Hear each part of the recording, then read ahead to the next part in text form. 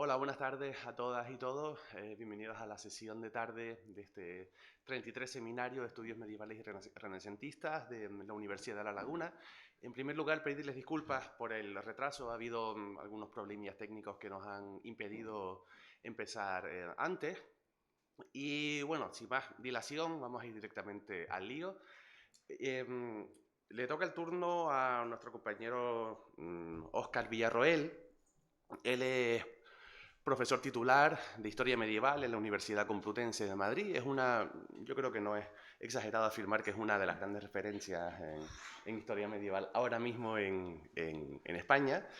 Eh, y realmente es un auténtico placer, un honor tenerla aquí con nosotros para hablarnos de una cuestión que tiene mucho que ver con sus líneas de investigación principales, que versan, entre otras cuestiones, sobre en líneas generales, el poder en la Edad Media, sobre todo el poder en la Castilla medieval, relaciones de poder, monarquía, iglesia, diplomacia en la Edad Media, es decir, son temas que tienen mucho que ver, diría yo, ¿no?, con las cuestiones de las que vamos a hablar en esta sesión de relato y en todo el seminario de relato, invención y mentiras en la Edad Media y el Renacimiento. Él tiene un currículum investigador realmente amplio, no tiene ningún sentido que lo desgranemos aquí porque ya pasaríamos toda la tarde hablando de las publicaciones, pero sí que ha trabajado de manera muy profunda, muy rigurosa, por supuesto, muy admirable estos temas, estas cuestiones. Tiene un trabajo muy activo, no solo en investigación, sino también en docencia. Él forma parte de numerosos grupos de investigación y de trabajo desde el punto de vista, como digo, de investigación y de innovación docente en la Universidad Complutense de Madrid. Y nos va a hablar en esta ocasión de la mentira en la diplomacia, de hecho, política y desinformación en el periodo medieval. Óscar, muchas gracias por estar aquí con nosotros, es un placer y bueno, cuando quieras. Muchas gracias. Bueno, muchas gracias por la presentación. Yo creo que algo más extensiva. Me considero todavía casi un aprendiz en esto. Aunque uno va echando canas, pero bueno, eso no tiene que ver mucho con el conocimiento, por desgracia. Y muchas gracias al Instituto, por supuesto, por contar conmigo. Es un placer siempre venir a las islas y más aún para algo así, para estar en entornos como este, que cuando uno viene desde una universidad antigua pero con edificios nuevos, pues da mucha envidia, sinceramente, trabajar en ámbitos así. Y además por permitirme en el fondo hablar un poco también de lo mío, entre comillas, de lo que suelo trabajar, al menos en los últimos años, como bien ha dicho Kevin. Y es sobre la mentira en la diplomacia, porque bueno, la mentira y la política es evidente que están íntimamente unidas. Hoy día lo consideramos así, estamos acostumbrados a ello, es algo casi común. En los últimos tiempos la mentira y la política pues están por todos lados, los fake, los bulos, tergiversaciones, medias verdades, medias mentiras, mentiras completas. En fin, por desgracia, en los últimos tiempos parece que Goebbels es el ejemplo a seguir. Miente, que algo queda. Si una mentira se repite muchas veces, se acaba convirtiendo en verdad. Y si puede ser lo más grande posible porque será más fácil que cuele. Tergiversando más o menos, cambiando las palabras es lo que venía a decir. Y por desgracia los políticos lo siguen, por desgracia es así. En fin, esto no es nuevo, no es nuevo, viene de muy atrás y todos podríamos recordar ejemplos de este tipo de actuaciones. El hundimiento del acorazado Maine, por ejemplo, en el puerto de La Habana, y la prensa de Estados Unidos haciendo campaña para conseguir un objetivo. Las armas de destrucción masiva en Irak, que todo el mundo aseguraba que estaban ahí, que estaban ahí, que estaban ahí y que luego nunca aparecieron. Ese tipo de cosas. Pero ni siquiera es del 20, ni siquiera es del 19, ni siquiera es del 18, ni siquiera es del 17. La mentira en la historia está por todos lados.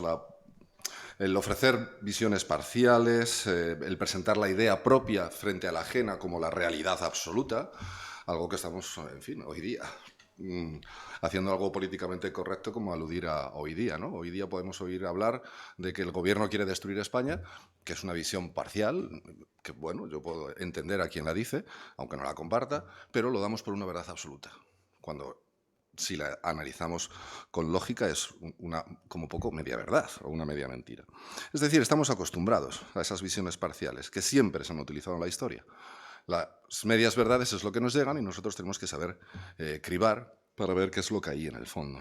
Es algo además casi consustancial a la política, porque el enfrentamiento en política, cuando hay política, y que la haya, está en la base, obviamente, del sistema. La violencia política no es deseable, pero es que la mentira no deja de ser también violencia con palabras. Y en el fondo es un arma más para conseguir fines políticos. Y como digo, en todas las épocas, desde esta época antigua hasta hoy. Y eso incluye la Edad Media, desde San Agustín, con las obras en las que trabajó sobre la mentira, que ya se ha mencionado esta mañana, en la que presentaba la mentira como un mal evitable, solamente aceptaba una mentira para evitar un mal abominable, pero aún así lo consideraba algo negativo, hasta Maquiavelo, que obviamente cuando se habla de mentira y política todo el mundo piensa en Maquiavelo, pobre Maquiavelo. En fin, romper la palabra y mentir para él, si era necesario para el bien del príncipe, debía hacerse, y si era necesario para el bien del Estado, dado que el hombre era malo de por sí, con lo cual, dado que todo el mundo iba a mentir, que el príncipe mintiese también no era algo especialmente grave. ¿Hay diferencias entre una visión y otra? Bueno, en el fondo no hay tantas entre la visión de Agustín de Hipona en el siglo V y Maquiavelo a finales del siglo XV. El primero establece un análisis ético, como es lógico, mientras que el segundo analiza el mundo que él está viendo. Esto es importante, porque él lo que hace es simplemente analizar la política de su época. No teoriza sobre la política, sino que la desgrana. Con lo cual nos está describiendo esa política, y al analizar esa forma de la mentira del príncipe, nos está diciendo lo que es mejor para el príncipe, pero lo que él ha visto en los últimos, al menos en la historia y en la política que él ha conocido. Y de ahí es que extrae conclusiones, con lo cual, evidentemente, nos habla así de la mentira. Hilando un poco más y centrándonos, mentira y diplomacia, pues como en toda política, evidentemente, la diplomacia también la usa. Siempre se ha usado y siempre se utilizará.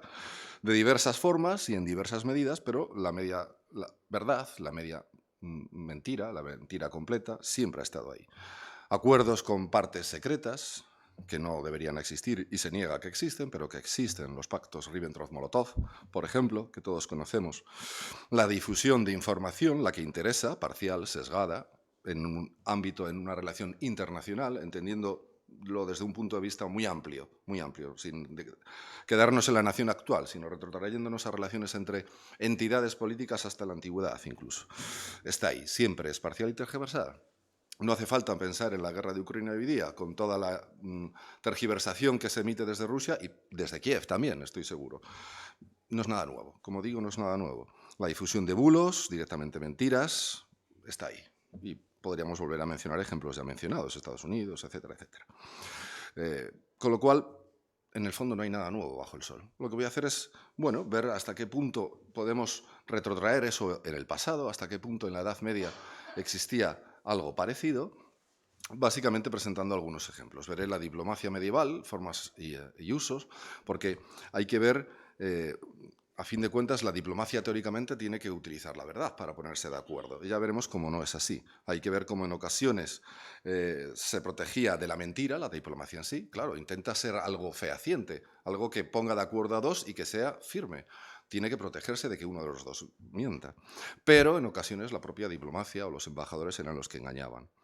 Veremos también la media verdad y la desinformación, su utilización en el periodo medieval, apenas con algunos ejemplos, porque tampoco tendremos tiempo para mucho. Y por último, la mentira directamente y la falsificación, que también existieron en este ámbito, exclusivamente en el de diplomacia, en el de las relaciones entre dos poderes externos y ajenos. Bien, diplomacia medieval. Claro, como decía, hay que tener en cuenta que la diplomacia se basa en compromisos entre dos agentes políticos, dos entidades distintas, externas normalmente, aunque también hay diplomacia interna, pero eso lo dejamos de lado de momento, que intentan ponerse de acuerdo y tienen que basarse en la verdad. Claro, si uno de los dos está mintiendo, ¿cómo vamos a arreglar esto? Pues la diplomacia buscó las formas de garantizarse a sí misma, de que se cumpliese lo acordado, e incluso qué hacer en caso de la mentira. Aparte de que en ocasiones se utilizase la propia diplomacia en sí, la mentira. Pero lo principal era preocuparse por cómo, obligar a cumplir lo pactado. Maquiavelo decía, en el capítulo 18 del Príncipe, se preguntaba si el príncipe estaba obligado, una vez que firmaba un acuerdo, a mantenerlo.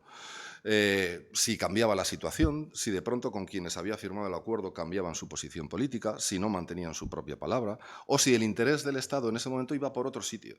¿El príncipe debía mantener ese acuerdo? Su respuesta era que no. Tenía que hacer lo que era útil para el Estado, que en el fondo era lo útil para su poder. De esta forma ponía la moral al servicio de la política, de la utilidad política. Con lo cual, ¿qué valor podían tener los acuerdos? ¿Cómo se protegían los acuerdos? Lo cierto es que las garantías existían. Los propios acuerdos se dotaban a sí mismos de ellas. Formas para intentar refrendarlos, garantizar su validez, impedir el retroceso o romper la palabra dada. Y había diversos elementos que encontramos en todos los acuerdos y los tratados. El juramento, el peso de lo religioso en la Edad Media es muy importante, es decir, el juramento para cumplir algo acordado era algo que pesaba realmente. Ir contra un juramento podía, de hecho conllevaba penas religiosas, pero bien es cierto que siempre se podía conseguir la absolución con los acuerdos necesarios con el papado o con los contactos necesarios en el papado. Estaban los testigos, evidentemente. Todo acuerdo se firmaba ante testigos que eran incorporados al documento. Ahí vemos, por ejemplo, una lista de testigos, esta que aparece aquí abajo. Este es un acuerdo entre Aragón y Castilla, el Tratado de Cazola. Ellos podían dar fe de que se había acordado y forzar al cumplimiento, pero claro, los testigos propios podían cambiar de idea también. El propio escrito en sí era otro ejemplo, es decir, el escrito daba fe de algo que se había acordado. Se podría esgrimir para su cumplimiento. Y todos los acuerdos, todos los tratados escritos tenían sus diversos signos, sus símbolos que los legitimaban como tal. Ya desde el siglo XII encontramos formas muy diversas, como este que aparece abajo, que es un fragmento del Tratado de Seligenstadt entre el Reino de Castilla y el emperador alemán. ¿Cuál es el símbolo de validación? Pues esta es una carta partida por ABC. Eran dos copias idénticas arriba y abajo, se escribía el alfabeto en medio, se cortaba y cuadraban, con lo cual se podía comprobar que era efectivamente auténtico. Esto evidentemente se conservaba en un archivo y se utilizaba en caso necesario. ¿Cuánto tiempo se conservaba en el archivo? Eso ya es otra cuestión. Pero los archivos existían, ya veremos, y luego lo mencionaremos, como Enrique V de Inglaterra, por ejemplo, buscó en sus archivos para conseguir lo que necesitaba para sus objetivos en política internacional. Luego lo comentaremos. Había también garantías extraordinarias. Los signos, ya lo he comentado, formaban parte de ellos, pero eran puramente simbólicos. Había amenazas financieras, cifras desorbitantes si no se cumplía lo acordado, pero claro, luego persíguele para pagar. Entrega de rehenes, o bien una entrega previa o una entrega de rehenes si no se cumplía lo pactado. Volvemos a lo mismo. Todo dependía del cumplimiento que se diese o que se quisiese seguir dando.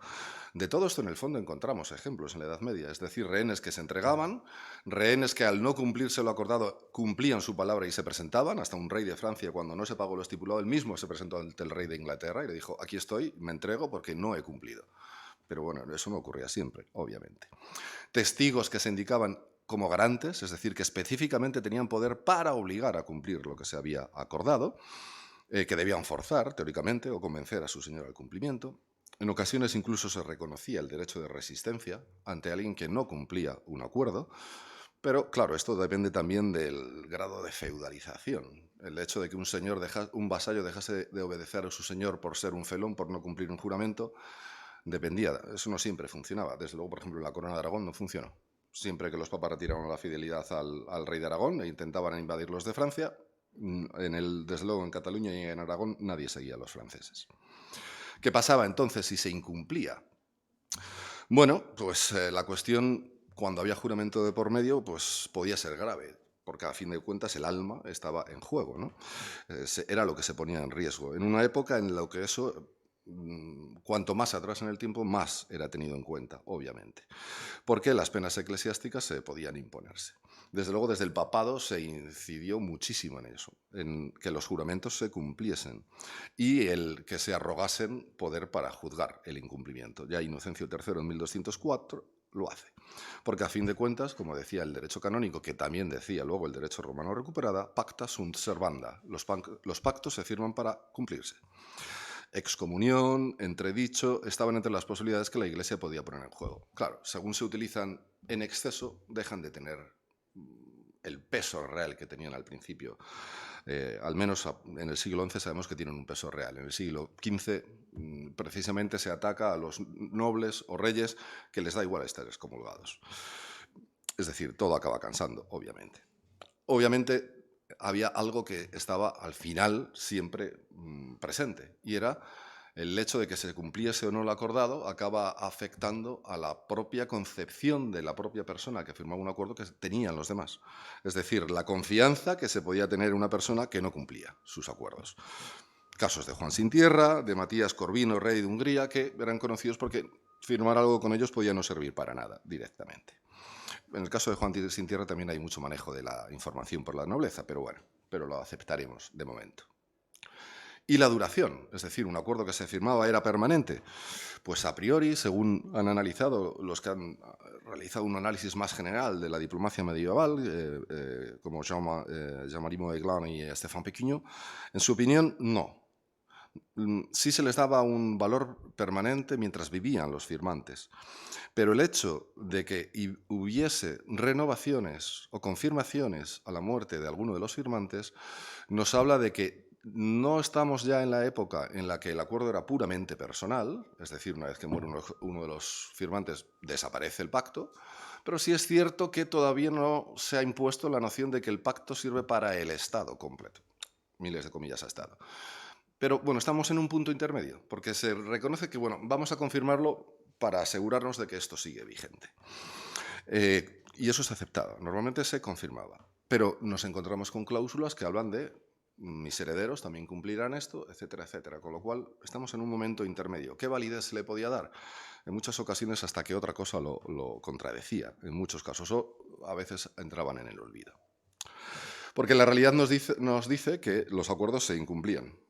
Si no, nos habría hecho hincapié en proteger los acuerdos, obviamente. No siempre era así. Nos encontramos con ejemplos en el periodo medieval en los que había una clara resistencia a romper acuerdos. Luis IX de Francia, por ejemplo, de San Luis, claro, un santo se supone que está por encima del resto de los mortales, por amor a la verdad se negaba a romper cualquier tipo de acuerdo, incluso con los sarracenos, como decían las fuentes en la época. Pero lo cierto es que, salvo casos ejemplares, los acuerdos no se cumplían. Había una cierta conciencia de que la mentira estaba ahí y de que podía afectar a cualquier acuerdo que se firmase, por muchos seguros que se intentasen poner.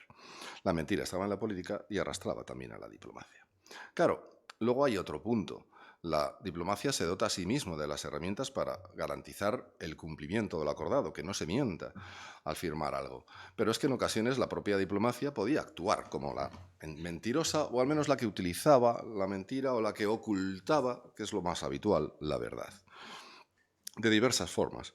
Desde la pura búsqueda de ganar tiempo, sin más, ganar tiempo, hasta directamente ocultar información para ver qué es lo que ocurre después. Podemos encontrarnos muchas cosas de ese tipo, actuaciones personales. Es un embajador directamente el que, bueno, decide ocultar los hechos y veremos a ver qué es lo que ocurre. Normalmente no acababa bien, pero podía ocurrir. Como digo, hay ocasiones en las que la mentira está directamente en la base de una negociación. Es decir, la diplomacia es mentirosa de por sí. Realmente nos encontramos en ocasiones con gente que se pone a negociar, que no tenían ninguna intención de llegar a un acuerdo, que simplemente estaban ganando tiempo. Es lo que yo en algunas ocasiones he llamado el consenso mentiroso. Es decir, buscaban ponerse de acuerdo, vamos a buscar un consenso, pero estamos mintiendo los dos y lo sabemos. Pero no nos lo decimos a la cara y mientras tanto estamos manejando para buscar nuestros fines. Pero, aun sabiendo los dos poderes, envían sus negociadores con sus poderes, pero nunca se alcanza ningún acuerdo. Claro, esto podía llevar a diversas situaciones. Por ejemplo, los resultados podían ser la guerra directamente.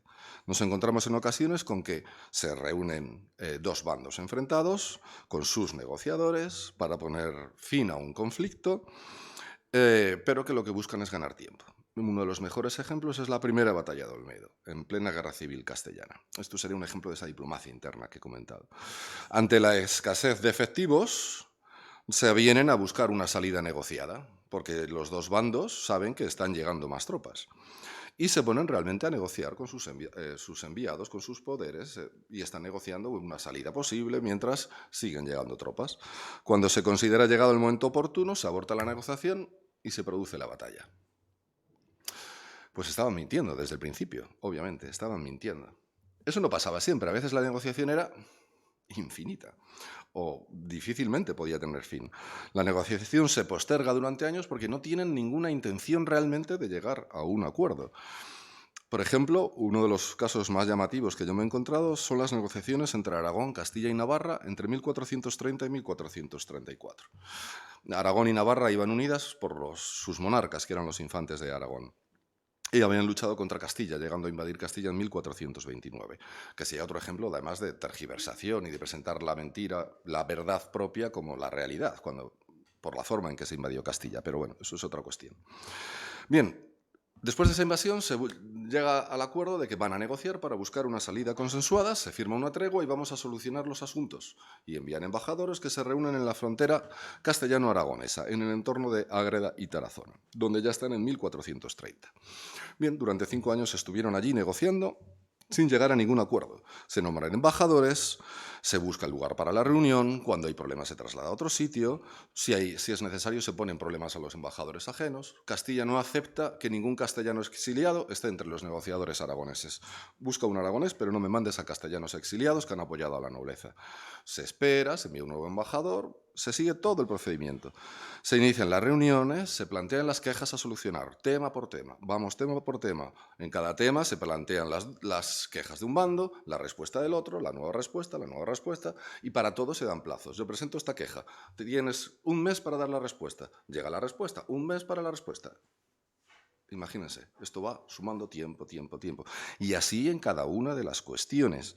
Se ponen nuevas alegaciones, se ponen nuevos problemas, se amplían plazos. Pasa el tiempo, mueren embajadores, se sustituyen, se plantean más y más cuestiones a debatir, hasta 16 cuestiones distintas, cada una conservado en un volumen distinto en el archivo de la Corona de Aragón. Hasta 36 volúmenes. Para estar negociando durante 5 años sin conseguir nada, porque no llegan a ningún acuerdo. A ningún acuerdo. No había ninguna intención de buscar una solución. Castilla no quería encontrar ninguna solución porque la que tenía le valía. Había echado a los infantes de Aragón y le había expropiado las tierras. El rey de Aragón, Alfonso el Magnánimo, no quiere llegar a ningún acuerdo porque, si tal y como está, lo ha perdido todo. Pues prefiero esperar y ya veré si puedo ganar algo. Al menos recuperar algo de lo que han perdido mis hermanos. No había intención. Están simplemente, como dice el dicho castellano, mareando la perdiz. Solo la captura de Alfonso el Magnánimo de las guerras de Italia llevó a la solución. La reina María, hermana del rey de Castilla, lugarteniente en los territorios peninsulares de la corona, es la que va a buscar la paz definitiva.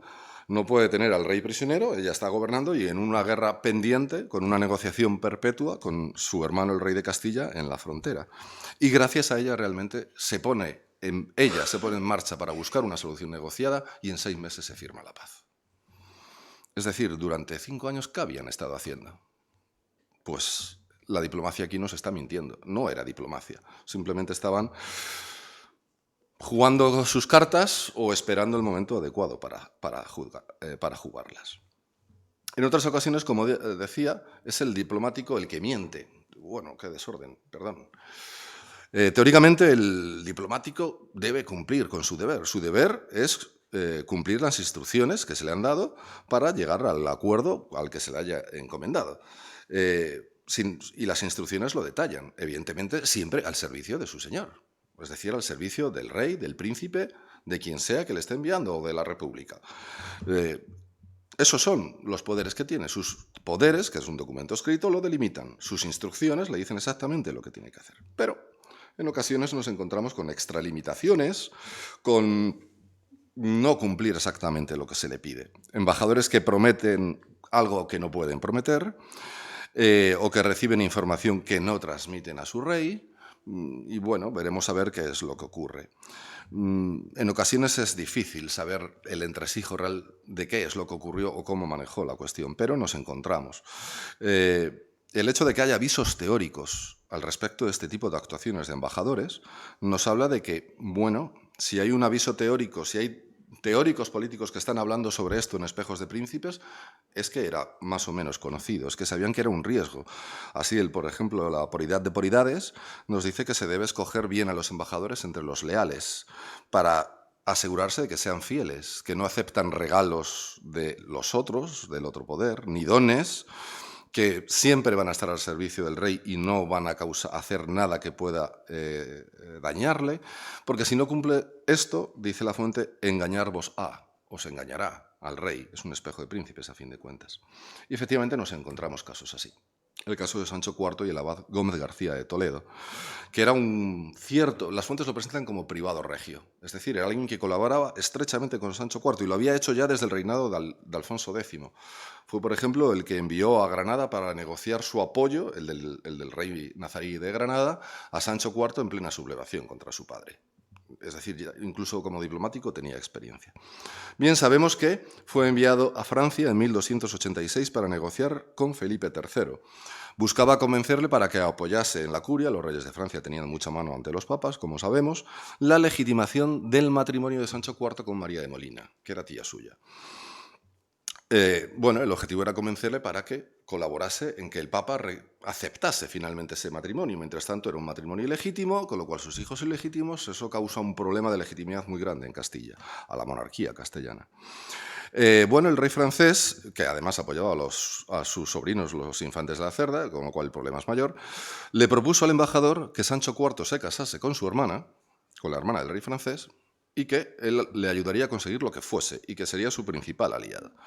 Claro, esto iba en contra de cualquier instrucción que hubiese recibido el embajador, pero el embajador decide, según la crónica, el rey de Francia le dice que yo esto no lo puedo hacer, no me puedo comprometer a esto porque no tengo autoridad. Pero la cuestión es que llega al acuerdo de que hagan unas vistas, es decir, que se encuentren los dos reyes en Bayona. Y el rey francés va a Bayona pensando que va a negociar esto, pero es que el embajador, cuando llegó a Castilla, a su rey no le dijo nada. Le dijo, vamos a Bayona, que allí se va a negociar y los dos reyes se van a poner de acuerdo. Y Sancho IV va a Bayona pensando que se va a venir a negociar esa colaboración. Y cuando llegan a Bayona, de pronto sale todo el asunto. Los franceses dicen, no, nosotros hemos venido a negociar el matrimonio de la hermana del rey con el rey de Castilla. Y se acabó el negocio. Evidentemente, Sancho IV no da ni un paso más. Es decir, este embajador engañó a su rey en esas vistas de Bayona. Consecuencias, porque esto obviamente tenía consecuencias. Pues la crónica nos indica que la reina, María de Molina, y el rey ya no fiaron de Gómez García, que hasta entonces aparecía como muy privado de los reyes y que a partir de entonces desaparece de la crónica. No vuelve a ser mencionado nunca más este García Gómez de Toledo. Fue apartado del poder y fuera. Es decir, obviamente tuvo una consecuencia negativa para él. ¿Por qué lo hizo? Difícil saberlo.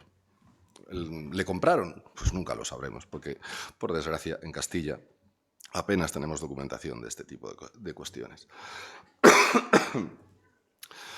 La media verdad, la utilización de medias verdades o de desinformación, era otra de las vías que podía utilizarse o que utiliza muy habitualmente la diplomacia. Hay que tener en cuenta que, a fin de cuentas, la política, y la política internacional no es distinta, lo que busca es difundir sus mensajes, su punto de vista, su política, en un contexto social que es la sociedad internacional, la sociedad interreinos, si no queremos hablar de naciones, de internacional en este momento, por eso de las naciones, que evidentemente no existen o no todas existen en este momento. Estos poderes políticos difunden esa visión propia buscando su propio beneficio, evidentemente. Presentan su visión más o menos real de la cuestión que se trate, del conflicto que se trate en cada momento. Su objetivo, convencer de la bondad propia, en ocasiones presentarse como las víctimas, evidentemente, cuando no siempre tiene por qué ser así, conseguir que se le dé la razón de una forma u otra. Esto nos habla de que porque nos encontramos embajadores que son remitidos a cortes distintas con la que se está en conflicto, es decir, se busca convencer a los demás de que la posición propia es la buena, lo cual nos habla que había una conciencia clara de que los otros poderes podían tener, si no algo que ver, si la visión que tengan de mi papel me importa en ese contexto internacional.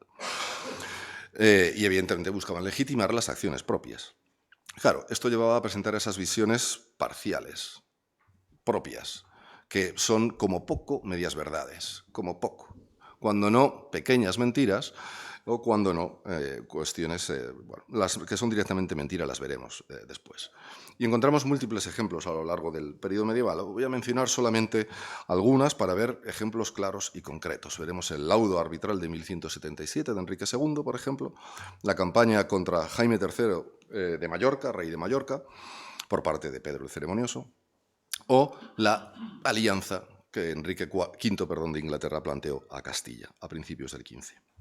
Bien, hay que tener en cuenta, claro, el contexto de cada una de ellas. El laudo arbitral de 1177, que es un laudo al que estoy trabajando ahora mismo por otra cuestión sobre diplomacia, mucho más concreta de diplomacia, y que se verá la luz en 3 semanas en un seminario en Madrid, y luego supongo que se publicará. Es un laudo que se produce en un conflicto entre Navarra y Castilla, un conflicto largo y larvado que hay que remontar hasta el siglo XI. Ese conflicto navarro-castellano parte realmente de la división que hace Sancho III el Mayor de su reino, en el cual lega Pamplona al primogénito, pero le añade una gran cantidad de territorios castellanos, prácticamente todo el norte de Castilla, gran parte de Cantabria, toda la zona occidental vizcaína no sabemos muy bien qué estaba, pero bueno, pero desde luego la zona de Burgos, Pancorbo, Bureba, eso era Castilla en origen y se lo cede.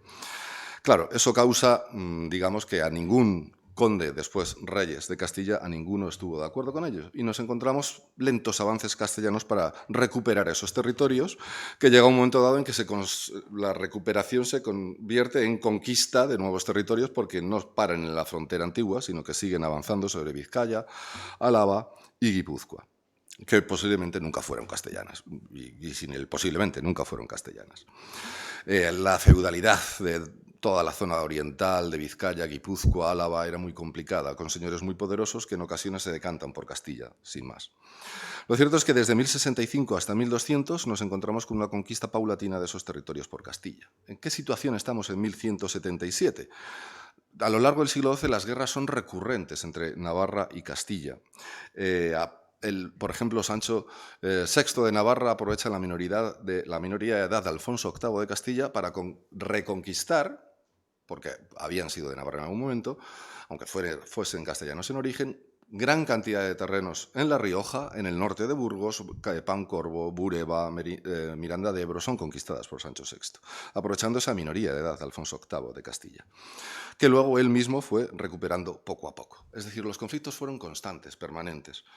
Y llega un momento en el que, por una razón que tampoco sabemos muy bien, se les ocurre que someterse a un laudo arbitral. Es decir, que Enrique II de Inglaterra arbitrase las posiciones presentadas por ambos y pusiese fin poniendo una frontera. ¿Por qué? Es difícil saberlo. ¿Para qué Sancho VI se somete al arbitraje del suegro de Alfonso VIII? Porque estaba casado con su hija. Bueno, la teoría dice que una guerra perdida es mucho más fácil aceptar si es un árbitro el que te la impone, porque entonces no queda como una culpa tuya, sino como una culpa del árbitro y siempre puedes echarte atrás. Bueno, la verdad es que posiblemente fuese eso. Posiblemente por eso lo aceptó Sancho, aunque no salió perdiendo del todo. ¿Cómo funcionó el laudo? Nos encontramos con que se presentaron embajadas castellanas y aragonesas, con documentación todas, cada una con la exposición de sus partes. En Inglaterra se escuchó a las dos partes y después el rey dictaba sentencia. Las alegaciones navarras. Nos encontramos unas alegaciones de Máximos, en la que directamente pide volver a las fronteras de 1035, que sería toda esta zona que aparece en colores más claros. Digamos que eran mucho de Máximos: Rioja, Casturdiales, Bureba, Miranda de Ebro, Álava, Rioja, el norte de Soria, pasarían a toda la zona de Ágreda, pasarían a Navarra, a manos navarras. Pero sí es cierto que especificaba algunas en concreto como una especie de peticiones de mínimos sobre las que se puede llegar a un acuerdo. Recuperar toda Álava, donde había empezado a entrar Castilla, toda la zona de la Vizcaya oriental, el Duranguesado, etcétera, que es esta zona que aparece aquí. Bueno, eso posiblemente era mucho más viable. ¿Cuáles son las alegaciones castellanas? Recuperar lo conquistado por el rey navarro. Aquí en la pantalla se ve mal, pero aquí se ve mejor. Toda esta zona en más oscuro es lo que había conquistado Sancho VI, ¿de acuerdo? Durante la minoría de edad. En parte se había recuperado esta zona de aquí, con entradas en Álava. Es decir, digamos que pide recuperar eso directamente. Más, obviamente, añade Álava, Guipúzcoa y el Duranguesado. Pues ya pide máximos. O sea, básicamente pide quitarle toda su fachada marítima, lo que algunos autores llaman la Navarra marítima, que es lo que era entonces, evidentemente. Es decir, cada uno presentaba su propio interés y presentaba, que es lo relevante, su propia visión al respecto, porque para pedir esto se utilizaban la historia. Entonces el rey navarro recurre a la herencia de Sancho III y dice que desde Sancho III esto había sido de los reyes de Pamplona, sin tener en cuenta la visión navarra de que éste había alterado la situación anterior y que había dado territorios castellanos a los reyes de Pamplona. Ignoraba además las conquistas recientes de territorios castellanos, pero sí lo utilizaba cuando se habían conquistado castillos navarros que quería recuperar. Por su parte, el rey castellano ignora por completo que Álava, gran parte de Vizcaya y Guipúzcoa siempre habían sido del rey de Pamplona. Lo ignora por completo. E incluso se retrotraía hasta Alfonso VI, es decir, posterior a Sancho III, para decir que Alfonso VI tuvo esas tierras en un momento en que se reparten el reino de Pamplona con el rey de Aragón. Es decir, presentan la historia según les interesa. ¿Es mentira? No, ninguno miente, pero están presentando una media verdad. Lo cierto es que aquí la verdad estaba ausente. Ninguno decía realmente la verdad. Utilizaba la historia según su conveniencia, partía desde donde le interesaba y presentaba una visión propia del pasado, distorsionado, con lo cual distorsionaba la realidad. No era mentira, pero desde luego una media verdad era. Y bueno, el laudo arbitral fue bastante comedido, la verdad. Sí, tuvo que devolver territorios a Castilla, pero no hacía caso a Castilla y le devolvía todo lo que pedía Castilla. A los 4 años volvieron a la guerra. Y a principios del siglo XIII, Castilla acabó conquistando Álava y Guipúzcoa y Navarra se quedó sin salida al mar, como todos sabemos. Es decir, utilizan, manejan, y los embajadores son los que llevan estas medias verdades. El ejemplo de la campaña contra Jaime III de Mallorca. Recordemos, Mallorca era independiente después del testamento de Jaime el Conquistador y se crea una línea separada. Los reyes de la Corona de Aragón teóricamente eran como una especie de señor feudal superior. Pero lo cierto es que reiteradamente nos encontramos intentos de regresar esos territorios a la corona, y especialmente con el ceremonioso, obviamente. El ceremonioso es el ceremonioso, es que es el monarca, en fin, es uno de los monarcas más relevantes, yo creo que de toda la Edad Media hispana, pero sin lugar a dudas, de toda la Edad Media peninsular. Pedro el Ceremonioso utilizó mentiras, tergiversaciones, medias verdades para justificar sus derechos sobre el reino de Mallorca. Hay un poco de todo. Alegó, por ejemplo, que fueron los mallorquines los que le pidieron que ocupase la isla, porque Jaime III les engañaba. Jaime III era el rey de Mallorca, que sus consejeros eran extranjeros, etc. Bien, es cierto que una minoría de mallorquines se lo pidieron, pero una minoría, claro, no todos los mallorquines, pero eso al ceremonioso no le importaba. Le acusó de aliarse con Tremecén y realizó toda una campaña contra este rey que se aliaba con los musulmanes contra los cristianos, lo cual le daba una razón para expropiar el reino. Aliarse con los infieles contra otro reino cristiano era, obviamente, lo peor que podía hacer un rey cristiano. Pero no era ni siquiera media verdad. Jaime III había llegado a un acuerdo con el rey de Tremecén, es cierto, pero de paz. No se hablaba de alianza por ningún sitio. Es decir, directamente Pedro el resto se lo inventó, porque le convenía. Siembra bulos y conseguirás lo que quieres. Utilizó toda una serie de formas legales. Le conminó, por ejemplo, a acudir a juicio como su vasallo. Le acusa felón al no acudir. Y de hecho, cuando acude, además, luego le va a acusar de la siguiente acusación que ahora presentaré. Le presentó toda una serie de defensas y el resultado estaba claro. Expropiación del reino. Le acusó de intentar secuestrarle a él mismo cuando acude a Barcelona en 1342. ¿Qué posibilidad tenía el rey de Mallorca de secuestrar al rey de la Corona de Aragón en Barcelona?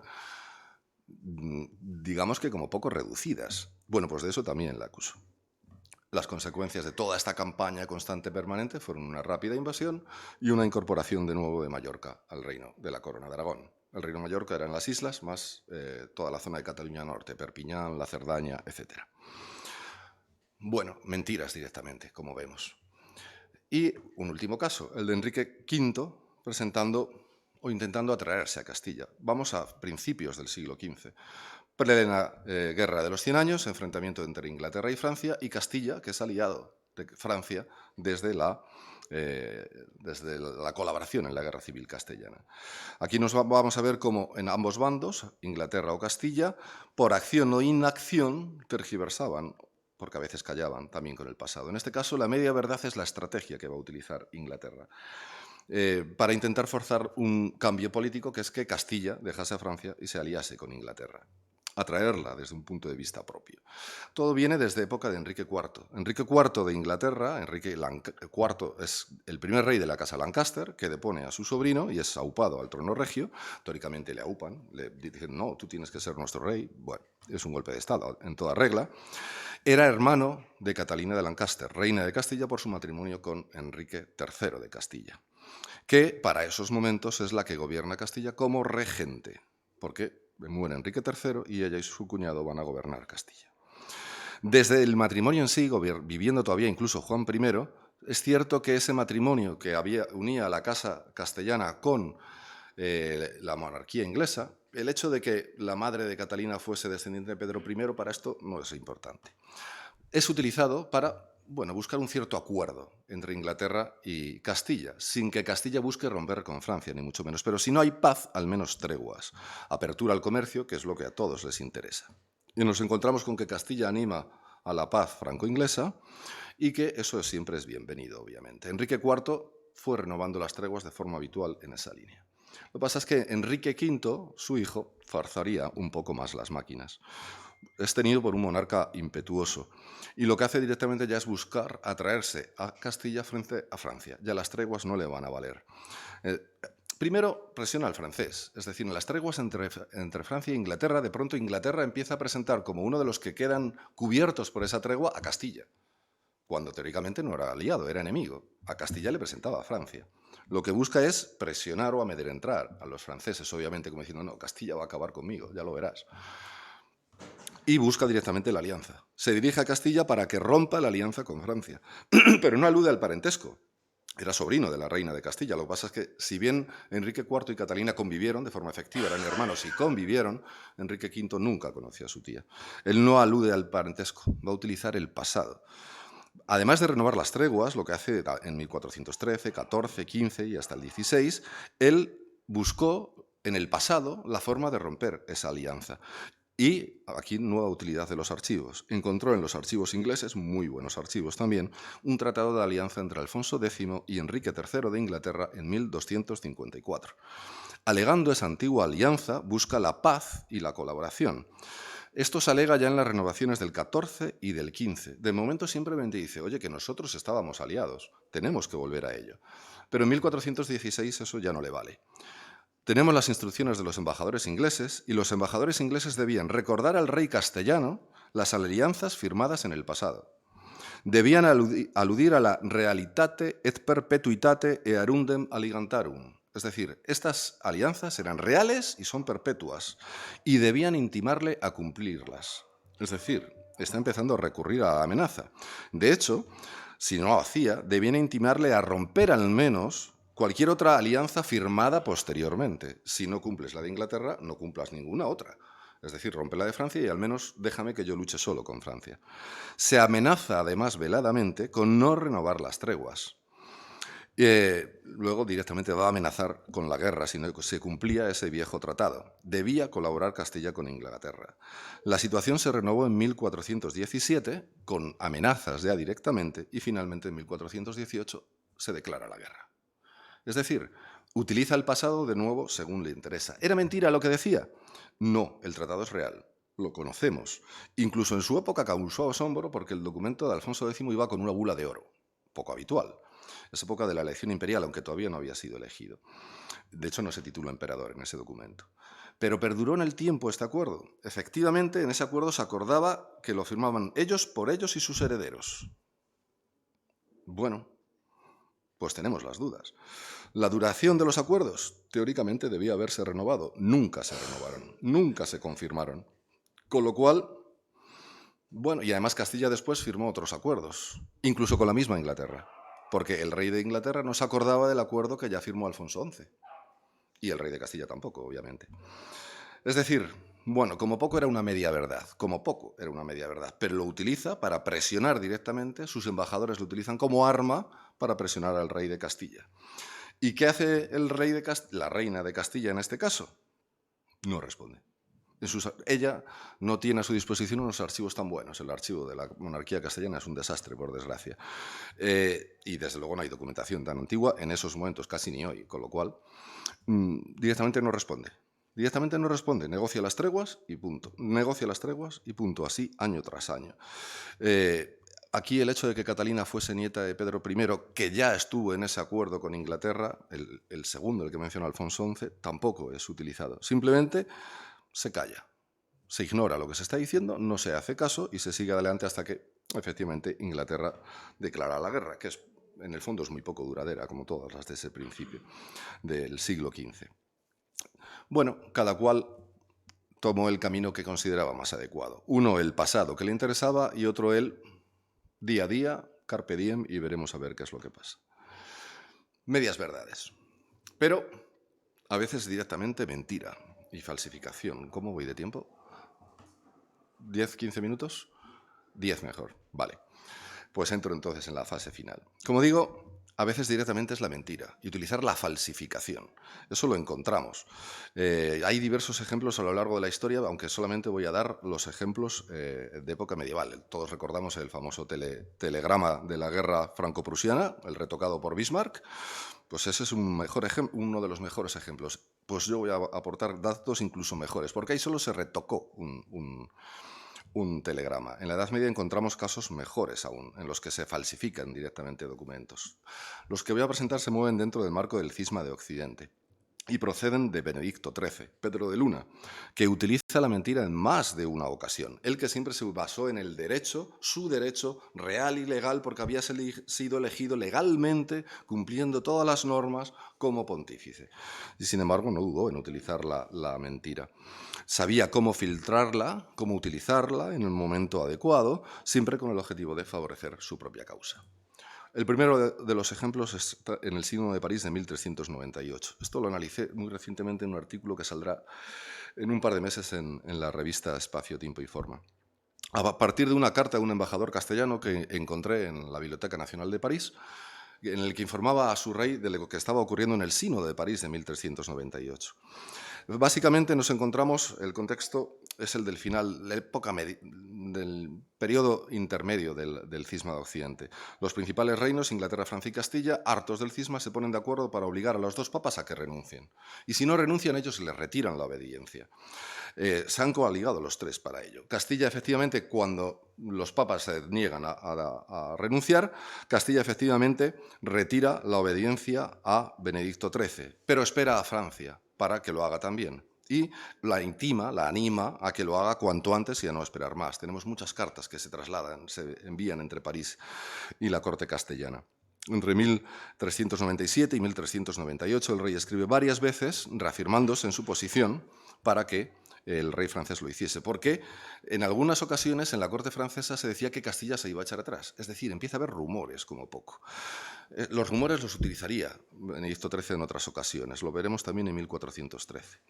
Se llega entonces a la reunión del clero francés. El rey decide reunir al clero de Francia para decir qué hacer con la sustracción de obediencia. Es el momento, además, con el rey loco y los duques gobernando el reino, poniéndose de acuerdo a veces cuando el rey no está loco, porque no lo estaba siempre. En 1398, en marzo, se reúne en París una gran reunión del clero en la que se presentaban los defensores de la sustracción, se presentaron los defensores del Papa y en el que hay al menos 2 embajadores castellanos que son invitados a participar en la reunión, a estar presentes. ¿Cómo funciona? Los dos bandos van presentando sus opciones y se van respondiendo ante los duques y el rey en pocas ocasiones. Ahí nos encontramos en que en alguna ocasión los embajadores de Benedicto XIII presentan informaciones sobre Castilla. Los embajadores alegaron que el rey de Castilla estaba mal informado y mal aconsejado, además. Era una forma de socavar el apoyo o el papel que Castilla podía tener en la corte francesa y en los clérigos franceses. Pero los embajadores castellanos tomaron la palabra ante ese ataque y defienden a su rey. Dice que su rey siempre ha tomado las decisiones con maduro consejo. De hecho, todo lo que conocemos del inicio del cisma es por una fuente castellana, por una embajada castellana que hizo decenas y decenas de entrevistas en Roma y en Aviñón, de lo que había pasado en el origen del cisma. Es decir, poco informados no estaban. Y además el rey había reunido a su clero para llevar a cabo la decisión. Tampoco había tenido mal consejo. Y los embajadores se plantan y dicen, no, esto que está diciendo no es verdad, no se puede atacar al rey de Castilla. La reunión siguió adelante y la gran mayoría estaba contra el Papa. Entonces, intentaron una nueva maniobra. Por los representantes de Benedicto XIII presentaron cartas en las que el rey de Castilla ordenaba a sus embajadores regresar a Castilla y dejar París, indicando además que él nunca retiraría la obediencia a Benedicto XIII. Y esas cartas, además, la carta de los embajadores castellanos nos lo dicen, circulaban por París. Es decir, había copias circulando por París. Y de nuevo los embajadores tomaron la palabra. Esas cartas eran falsas. Ellos tenían comunicación con su rey y su rey en sus comunicaciones en ningún momento les había dicho nada semejante. Al contrario, les había reafirmado lo contrario. Castilla seguía firme. Esas cartas no provenían de su rey, eran falsas. Y pese a todo, esto había causado gran revuelo en París, porque la gente decía, el rey de Castilla se echa atrás, nos va a dejar solos. Con lo cual, ¿qué buscaban? Que Francia no retirase la obediencia, obviamente. Es decir, aquí Benedicto XIII directamente recurrió a la falsificación. Cartas escritas en castellano, imitando las formas castellanas, con el sello del rey de Castilla. Falsificación, directamente. Eso es la mentira directa, para conseguir un fin político. Si Castilla no se retiraba, los franceses tampoco lo harían. Eso era lo que pensaba Benedicto XIII. Y lo intentaron sus representantes. Se mintió y falsificó para intentar conseguir un objetivo político. No fue la única vez. En ocasiones simplemente filtraba información un poco mentirosa en los oídos adecuados, necesarios. Por ejemplo, cuando ya la reina Catalina era la única reina regente, cerca ya del Concilio de Constanza, cuando se llevan a cabo las reuniones de Perpiñán, el Papa filtró la información que llegaba a oídos de Catalina de Lancaster. Lo había hecho siempre, buscar controlar la información. Sabemos que cuando está intentando negociar con el Papa romano en Saona y en Niza y Marsella, llegó a detener a embajadores que intentaban salir de la curia con información que no quería el Papa que saliese de la curia. Es decir, lo había hecho. Y ahora sabemos que da instrucciones a Comuel, su representante en la corte castellana, para que, por medio del confesor de la reina, hiciese llegar ciertas noticias a la reina. Si volvía a retirar la obediencia a Benedicto XIII, la legitimación de su matrimonio con Enrique III pues dejaba de tener valor. Entonces su hijo era ilegítimo y no podía ser rey de Castilla. Bueno, eso como poco es una media verdad. Habría que ver el derecho canónico, pero no estaban negando su validez, solo retirándole la obediencia. Todo lo hecho antes de la retirada de obediencia, ¿por qué iba a dejar de tener valor? Bueno, él lo que hace es utilizar al confesor de la reina, que va a hablar al oído de la reina, a su conciencia, para convencerla de que no retire la obediencia. Son medias verdades, tergiversaciones en el oído correcto y además emitidas por la garganta correcta y adecuada. El manejo de la política de Benedicto XIII es realmente impresionante y en este caso utiliza al confesor para transmitir un mensaje que es falso. Es decir, lo utilizaba de forma hábil, no se puede negar que era hábil Benedicto XIII. Es uno de esos animales políticos que circulan por el siglo XV. Bien, acabo.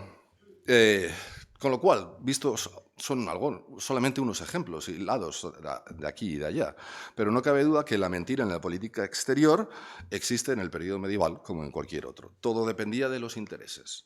Obviamente se mantenían las formas, pero si hacía falta mentir, se mentía. Y tenía diversas formas de hacerse presente esa mentira. Bulos y rumores, siempre difíciles de medir y de controlar. La comunicación directa, es decir, discursos de embajadores, personas de confianza, documentación falsa incluso. También es variada la mentira en sus diversos niveles. La media verdad, ocultar parte de la información, la que no interesa, mostrando lo que sí es conveniente para defender el punto de vista propio.